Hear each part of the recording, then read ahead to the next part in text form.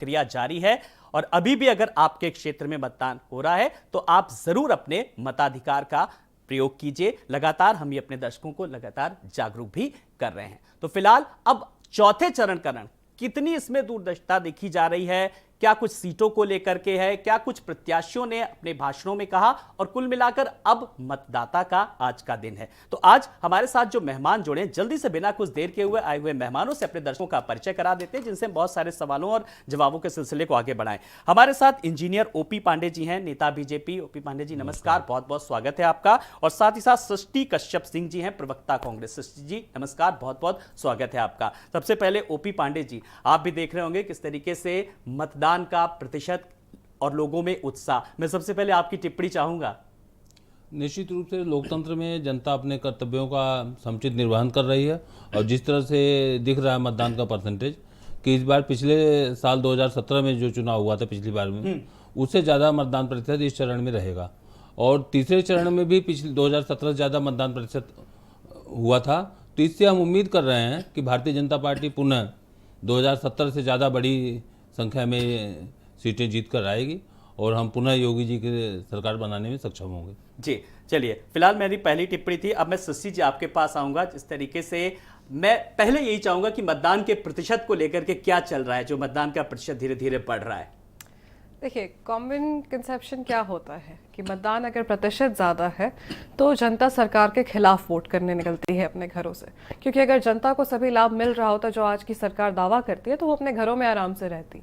लेकिन ये common perception यही कहा जाता है कि अगर जनता की संख्या ज़्यादा बाहर है तो वो सरकार को उखाड़ फेंकने के लिए घरों से निकली है।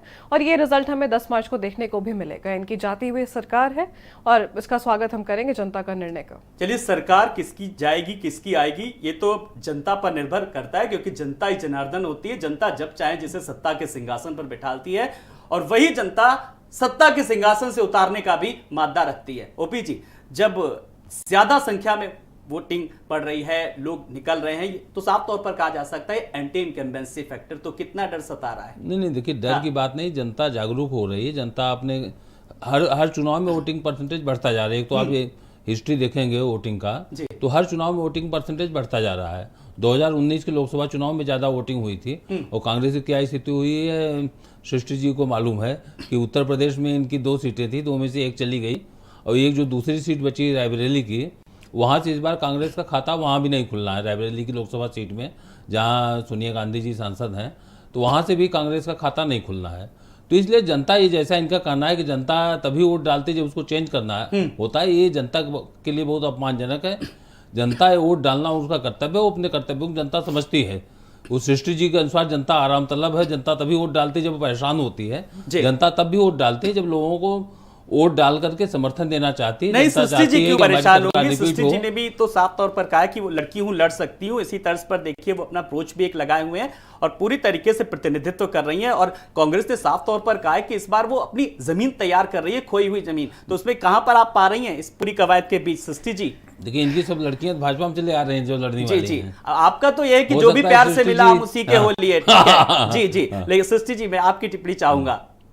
देखिए, हमारा नारा है लड़की हूँ लड़ सकती हूँ। हमारे माननीय नेताजी ने जो नारा दिया, हमने जो भी चुनाव में बातें की, वो महिला सशक्तिकरण की बातें की। प्रियंका गांधी जी का पूरा वक्तव्य देखेंगे पूरे इलेक्शन में, तो हमने कोई भी डिसाइसिव बातें नहीं की। हमने ध्रुवीकरण की बातें नहीं की, हमने पोलराइजेशन की बात नहीं की।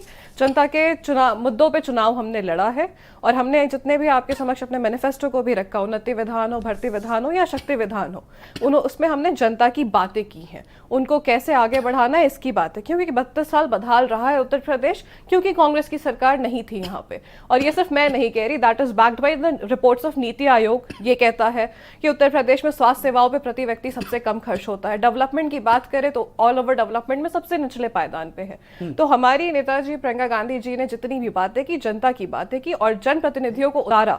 हमने आम जनमानस को जो इस सरकार से प्रताड़ित है उनको एक मौका दिया अपनी संघर्ष को आगे बढ़ाने का, न्याय पाने का, चाहे वो उन्नाव की रेप पीड़िता की मां हो या हमारी लखीमपुर में जो हमारी बहन के साथ जिनका चीरहरण हुआ भाजपा के गुंडों के द्वारा, उनको मौका देने की बात की गई। तो हमने आम जनता को आगे बढ़ाया है, जनता उन्हें कितना समर्थन देती है जनता के ऊपर है। जी ओपी जी, लखीमपुर जैसे मामलों को लेकर के, चाहे किसानों के मामले को लेकर के विपक्ष काफी मुखर आया, तो ये चीजें कहीं ना कहीं विपक्ष के फेवर में जाती दिख रही। ये कहीं ना कहीं कहा जा सकता है साफ तौर पर ये बड़ी चुनौती है या इनसे निपटना थोड़ा टफ है?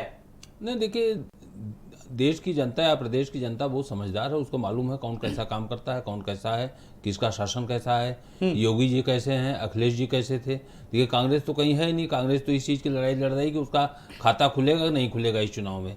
तो जो लड़ाई में है, पे सवाल पीछे ना अखिलेश यादव हैं या मायावती हैं, तो ये तीनों का शासन जनता ने देखा है और निश्चित रूप से योगी जी का शासन उनकी तुलना में बहुत बहुत बेहतर था। चाहे कानून व्यवस्था की दृष्टि से देखेंगे, विकास की दृष्टि से देखेंगे, भ्रष्टाचार नियंत्रण की दृष्टि से देखेंगे। आप कल्पना करिए कि पूर्व के मुख्यमंत्री का आप संपत्ति विवरण देख लीजिए कि पूर्व मुख्यमंत्री की संपत्ति 40 करोड़ की है, योगी जी की संपत्ति आप देख लीजिए। क्योंकि देखिए, जनता हर चीज जानती है और जनता के ऊपर हमें भरोसा है और जनता को हमारे ऊपर भरोसा है। तो सारे काम तो बीजेपी ने कर लिए, फिर कांग्रेस के लिए फिर बचा फिर क्या? नहीं, कांग्रेस कहीं है ही नहीं, इनके लिए कुछ करना नहीं है। सस्ती जी जवाब दे रही है अपनी पार्टी की तरफ से। ठीक। देखिए, बीजेपी ने क्या किया? बीजेपी कहती है जो 70 सालों में नहीं हुआ वो इन्होंने करके दिखाया। 70 सालों में 45 वर्षीय हाई अनएम्प्लॉयमेंट रेट नहीं हुई जो इन्होंने करके दिखाया। 70 सालों में उत्तर प्रदेश सबसे निचले पायदान में पूरे देश में नहीं रहा जो इन्होंने करके दिखाया। 70 सालों में इतनी बेरोजगारी नहीं रही जो इन्होंने करके दिखाया। इतनी महंगाई दर नहीं रही जो 10% इन्फ्लेशन रेट दिखा दी जो भाजपा ने करके दिखाया। शिक्षा की अगर उत्तर प्रदेश की बात करें, 2017 से 2021 की जब से इनकी सरकार रही है, हमारे युवाओं के भविष्य के साथ खिलवाड़ करते हुए 12 कॉम्पिटिटिव एग्जाम्स के पेपर्स इन्होंने लीक करा के दिखा दिए। महंगाई का नारा दे के आए थे, आज 1000 रुपए गैस सिलेंडर इन्होंने करके दिखा दिया, 200 रुपए सरसों का तेल करके दिखा दिया। तो इन्होंने तो इतना अच्छा काम कर दिया है हमारे उत्तर प्रदेश का, हमारे देश का, जो हमें आने वाली 2022 के और 2024 का जो इलेक्शन है हमारा, जब कांग्रेस पार्टी की सरकार आएगी तो हमें ग्राउंड जीरो से दोबारा शुरू करना पड़ेगा। क्योंकि इन्होंने क्या किया, गुजरात का ये मॉडल लेके आए। आज गुजरात देश का सबसे बड़ा बैंकिंग घोटाले का मॉडल सबके सामने प्रस्तुत किया जाता है।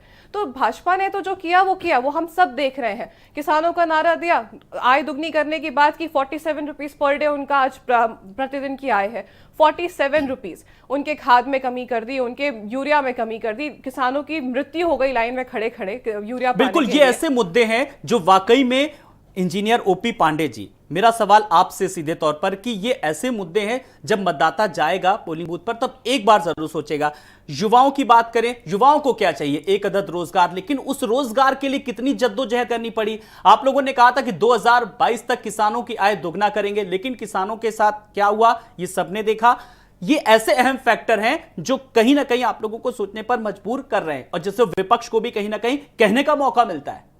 नहीं, देखिए, चीज़ें साफ है और जनता हर चीज़ को समझती है और मतदान के बाद आपको पता चल जाएगा कि लोग क्या सोच रहे हैं, कांग्रेस के बारे में क्या सोच रहे हैं, हमारे बारे में क्या सोच रहे हैं, अन्य विपक्षी दलों के बारे में। आपको जनता के ऊपर भरोसा रखना चाहिए। हमें जनता के ऊपर भरोसा है, जनता जनार्दन होती है और जनता को हर चीज़ समझ में आता है। देखिए, हम कुछ भी लफाजी करें, महंगाई की क्या चीजें थी, कांग्रेस समय क्या महंगाई थी, वही तो मैं भी कह रहा हूं, वही तो इन्फ्लेशन रेट 6% का है, वही तो मैं कह रहा हूं, ये जनता सब समझ रही है। आपने कहा इन्फ्लेशन 6% का है, आप 10% नहीं है, आप फिर से रीचेक कर लीजिए। गूगल में निकाल लीजिए, अभी गूगल से निकल आएगा आपको। अभी आपसे बात की रोजगार की, आपने 2 करोड़ रोजगार का वादा किया। आज हमारे उत्तर प्रदेश में 400 सीट्स पे मतदान है, 3,65,000 प्रति सीट अगर वोट पड़ता है, उसमें 1 लाख युवा जो वोट डालने आज जा रहे हैं वो आज बेरोजगार बैठे हैं उत्तर प्रदेश में। 400 सीट्स की बात करें, 2 करोड़ प्रति वर्ष की बात करें, आज 4 करोड़ बेरोजगार युवा है। सीएमईआई का डेटा है, ओपी जी डेटा से बात कर रही हूँ, सीएमईआई का डेटा है। 17 से 21 के बीच में 16 लाख नौकरियां गंवाई है उत्तर प्रदेश के युवाओं ने, जो उनके पास ऑलरेडी थी। तो आपने रोजगार किसे दिया? रोजगार तो उल्टा छीन लिया आपने। प्रतिदिन 880 युवाओं ने अपनी रोजगार को गंवाया। सीएमईआई का डेटा है, ये कहता है जो आज उत्तर प्रदेश में 4 करोड़ बेरोजगार युवा हैं। हमारी महिलाएं असुरक्षित है उत्तर प्रदेश प्रदेश में उन्नाव पार्ट हुआ, जहां तो 4 आज वोटिंग करोड़ पड़ी है, बेरोजगार हो गए, काम करने जहां वाले आज कितने हुए? वोटिंग पड़ी है, तो कितने युवा है, आप डेटा बता दीजिए ना, कितने युवा है उत्तर में? 4 करोड़ बेरोजगार हो गए आपके हिसाब से, वर्किंग 4 पॉपुलेशन करोड़ कितनी बेरोजगार है? है, सीएमआई में नहीं, जॉब चलिए लॉसेस जब हम रोजगार और बेरोजगारी की बात करते हैं, मेरी बात सुनिए, मेरी बात सुनिए, देश के प्रधानमंत्री सुनिए सुनिए सुनिए मेरी बात सुनिए, मैं अगर आंकड़ों पर न जाऊं तो देश के प्रधानमंत्री नरेंद्र मोदी ने भी साफ तौर पर कहा है कि अब आप रोजगार की बात नहीं कीजिए, अब आप स्वरोजगार की बात कीजिए, self employment and entrepreneurship development की बात कीजिए, आप रोजगार खुद अपना करिए, लोगों को भी कहीं ना कहीं रोजगार दीजिए। तो यानी कि साफ तौर पर कहा जाता है कि स्वरोजगार की भी बात की और उस पर लगातार वो फोकस भी कर रहे हैं। लेकिन मेरा सवाल यह कि आपने भी लफबाजी की बात की ओपी जी, सवाल यह है कि कौन सा मुद्दों पे चुनाव हो रहा है? देखिए सर्दी गर्मी की बात करें, जातिवाद की बात करें, परिवारवाद की बात करें, इन सब मुद्दों को लेकर तो युवा भी देख रहा है, उसके मन में क्या संदेशा जा रहा है? देखिए 3 चीजें हैं। एक तो जहां तक रोजगार बेरोजगार की बात है, हमेशा जब भी चाहे कांग्रेस शासन रहा हो चाहे किसी का शासन रहा हो, देश में 40% आबादी कृषि क्षेत्र में काम करती है। तो 40% मतलब उत्तर प्रदेश में जो अगर 22 करोड़ पॉपुलेशन है तो वर्किंग पॉपुलेशन मोटा मोटा आधे से कम की है आज की डेट में। तो टोटल वर्किंग पॉपुलेशन ही 10 करोड़ के आसपास हुई। उस 10 करोड़ में से 4 करोड़ लोग तो सीधे कृषि में काम कर रहे हैं। बाकी एसएमईज की संख्या उत्तर प्रदेश सबसे बड़ी संख्या में एसएमईज हैं, सबसे बड़ा रोजगार एसएमईज से मिलता है। निश्चित रूप से जब बीच में कोरोना आया था तो पूरी दुनिया में रोजगार गया है, पूरी दुनिया में दिक्कत आई है, तो यहाँ भी दिक्कत आई है निश्चित रूप से। लेकिन जनता ये देखना चाहती है, जनता 3 चीजें चाह रही है।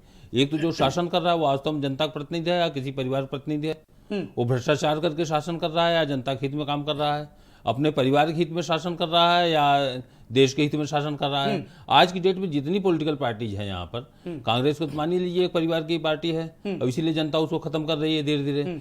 समाजवादी पार्टी आप जानते हैं वो भी एक परिवार की पार्टी है। और जहां तक परिवार ही नहीं, तो वो जितनी पार्टियां हैं पार्टी एक नहीं, परिवार हमारा संघ परिवार है जिसके हजारों संख्या में सैकड़ों संख्या में संगठन है और पूरे देश के हर क्षेत्र में काम करने वाला सबसे बड़ा संगठन हमारे संघ परिवार का है। ये बात तो हमारा संघ परिवार है, आपको परिवार की चिंता है, आपका गांधी परिवार है, हमारा संघ परिवार है, संघ परिवार है।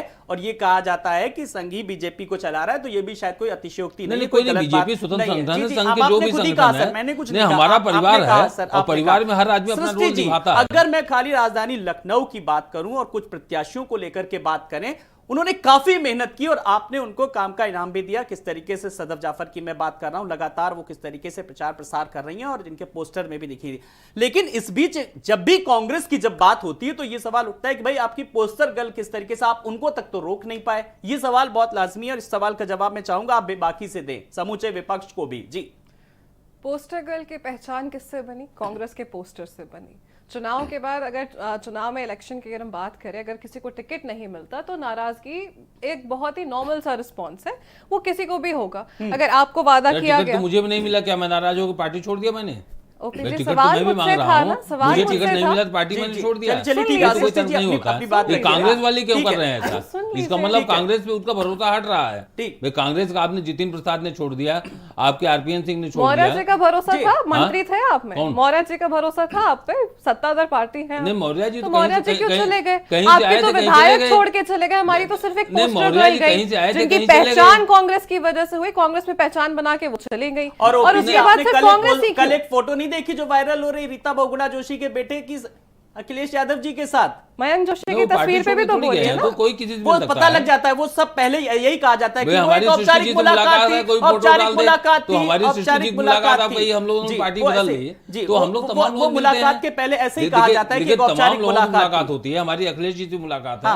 मुलायम सिंह जी से मुलाकात है, जी, प्रमोद तिवारी जी से मुलाकात है। आपके कार्यकर्ता हमारी दीदी को देखते हैं, उससे कांग्रेस का प्रचार सामग्री मांग लेते हैं, भर्ती विधान मांग लेते हैं आपके कार्यकर्ता हमारी दीदी से रास्ते में। हम लोग क्योंकि आपके कार्यकर्ता भी आज रोजगार ढूंढ रहे हैं, जो उन्हें लगता है कि सिर्फ कांग्रेस पार्टी ही दे पाएगी। कल वो वीडियो हम सबने देखा ना, वायरल हो रही थी, हम सबने देखा, वायरल हो रही थी कि आपके कार्यकर्ता बीजेपी के टी शर्ट पहन के कांग्रेस का भर्ती विधान मांग रहे हैं। ये हमारे युवाओं के हालत कर दी है आपने उत्तर प्रदेश में। पार्टी खाता खोलने के लिए परेशान है, वो क्या करेगी? और ये देखिए कि हमने उन्हें कितने इज्जत से ट्रीट किया, हमने लाठी डंडे नहीं मारे रोजगार मांगने पे। 69,000 भर्ती घोटाला होता है तो हमने युवाओं के सर नहीं तोड़े।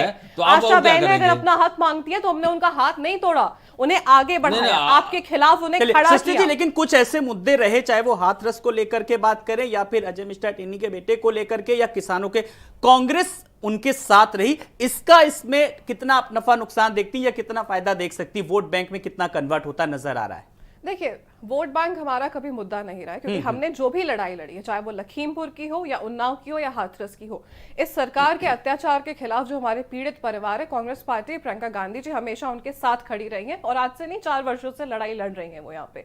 और हमने उनको आगे बढ़ाने का इसीलिए काम किया, हमने 40% की बात इसीलिए की क्योंकि आज उत्तर प्रदेश की आधी आबादी को जरूरत है कि कोई उन्हें सशक्तिकरण की तरफ आगे हाथ बढ़ाए, उन्हें उनके पैरों पर खड़ा करे, ताकि एक जो अभी मौजूदा हमारी सरकार है वो उन्हें लिमिट करना चाहती है रसोई गैस, गरीबी और शौचालय तक, कि वो उसी में उलझे रहे, ताकि जब चुनाव आए वहां पे ऐसा रिलीजियस स्टेटमेंट आप दे दे कि उनकी भावनाओं के साथ आप खिलवाड़ करें, वो उसी चक्रव्यूह में फंस के रह जाए। हमने उससे बाहर निकालने की बात की, हमने रोजगार देने की बात की, लखीमपुर में हमने लड़ाई लड़ी।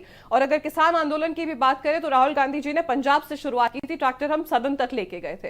तो हम किसानों के साथ खड़े रहे, हम पीड़ित परिवारों के साथ खड़े रहे, हम युवाओं के साथ खड़े रहे। और इसका मुझे लगता है, आई एम वेरी कॉन्फिडेंट कि युवा और हमारे जो उत्तर प्रदेश की जो जनता है इसको हमेशा ध्यान में रखेगी जब भी वो वोट देने जाएगी कि ओपी जी, उनके आपने साथ खड़ा सुना कौन कि रहा। युवा भी कांग्रेस के साथ है, किसान भी साथ है, तो ये आपके लिए खतरे की घंटी है थोड़ा? देखिए, जब भी हाँ। चुनाव होता, अभी चर्चा हो रही थी हमारी सृष्टि जी से, तो जब भी चुनाव वाले कांग्रेसी वाले बहुत कॉन्फिडेंस रहते, कांग्रेस वाले जी, चाहे मैं 14 लोकसभा में देखूं, 17 विधानसभा में देखूं, 19 की लोकसभा में, चुनाव वाले आप देखेंगे सबसे ज्यादा सीटें यही जीत रहे हैं।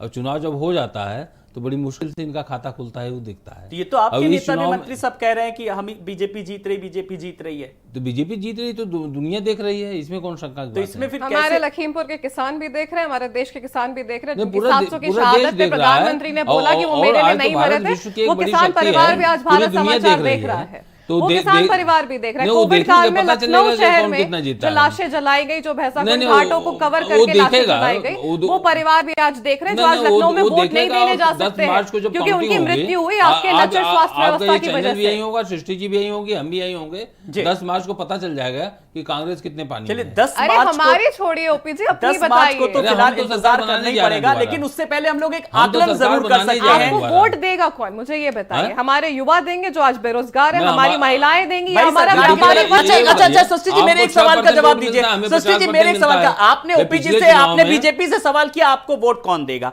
सरकार के पास तो गिनाने के लिए बहुत सारे काम हैं, आपके पास क्या कुछ गिनाने के लिए? एक चीज इनको बता दें पहले, नहीं, पिछले मेरे चुनाव में सवाल हमको 50% वोट मिला था, ठीक है। आपको 6% मिला था उत्तर प्रदेश में। तरीके से आप- किसान, व्यापारी, नौजवान, हर वर्ग के लोग वोट डाल रहे हैं। भारत